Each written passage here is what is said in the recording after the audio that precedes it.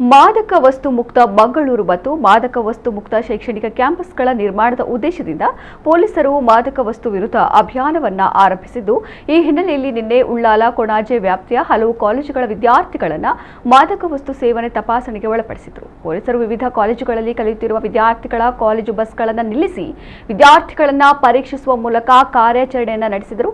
ಕೊಣಾಜೆ ಮತ್ತು ಉಳ್ಳಾಲ ಠಾಣೆಗಳ ವ್ಯಾಪ್ತಿಯ ಕಾಲೇಜುಗಳ ವಿದ್ಯಾರ್ಥಿಗಳನ್ನು ತಪಾಸಣೆಗೊಳಪಡಿಸಲಾಯಿತು. ಖಾಸಗಿ ಬಸ್ಗಳು ಮತ್ತು ಕಾಲೇಜು ಬಸ್ಗಳಲ್ಲಿ ಹೋಗುವ ವಿದ್ಯಾರ್ಥಿಗಳನ್ನು ಕೂಡ ಪರೀಕ್ಷೆ ಮಾಡಲಾಯಿತು. ಒಟ್ಟು ಸುಮಾರು 200 ಮಂದಿ ವಿದ್ಯಾರ್ಥಿಗಳನ್ನು ಪರೀಕ್ಷೆಗೊಳಪಡಿಸಲಾಗಿದೆ. ಮೊದಲ ಹಂತದಲ್ಲಿ 103 ಮಂದಿ ಪರೀಕ್ಷೆ ನಡೆಸಿದಾಗ 101 ವಿದ್ಯಾರ್ಥಿಗಳ ತಪಾಸಣಾ ವರದಿ ನೆಗೆಟಿವ್ ಬಂದಿದೆ. ಒಬ್ಬ ವಿದ್ಯಾರ್ಥಿ ಮಾತ್ರ ಪರೀಕ್ಷಾ ಪ್ರಕ್ರಿಯೆಯಿಂದ ತಪ್ಪಿಸಿಕೊಳ್ಳಲು ಪ್ರಯತ್ನಿಸಿದ್ದು, ಆತನ ವಿರುದ್ಧ ನಿಯಮಾನುಸಾರ ಅಗತ್ಯ ಕ್ರಮ ಕೈಗೊಳ್ಳಲಾಗುತ್ತಿದೆ.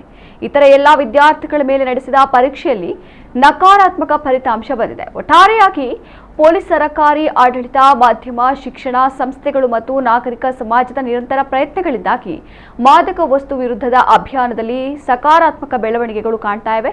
ಇಂತಹ ಕಾರ್ಯಾಚರಣೆ ಮುಂದುವರಿಯಲಿದೆ ಎಂದು ಪೊಲೀಸ್ ಕಮಿಷನರ್ ಸುಧೀರ್ ಕುಮಾರ್ ರೆಡ್ಡಿ ತಿಳಿಸಿದ್ದಾರೆ.